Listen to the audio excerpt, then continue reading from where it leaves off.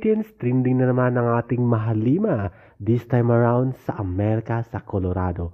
Ayon nga sa post ng isang netizen at certified 18th na si Barry Quintin, trending ang Mahalima kahit kansilado ang sa Singapore concert nila.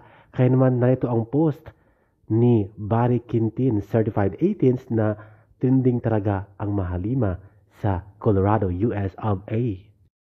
Dalawang tweets at hashtag ang naging trending sa Colorado. Ito nga ang Joss, Justin, Pablo, Ken at Stel. At syempre, ang pangalan from SB19 to Mahalima. Yan ang dalawang tweets na naging trending sa US of A sa Colorado. Congratulations, Mahalima!